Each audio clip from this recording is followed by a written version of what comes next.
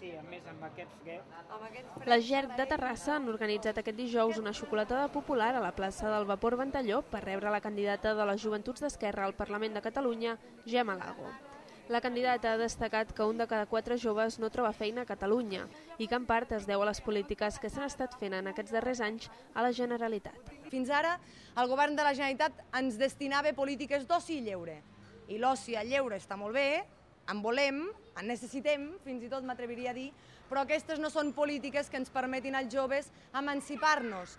Lago ha atacat el Partit Popular, el que considera xenòfob i espanyolista, i l'ha definit com la dreta més rància.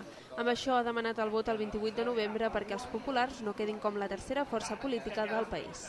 Cal que nosaltres sortim i que nosaltres decidim, perquè la política o la fem o ens la fan.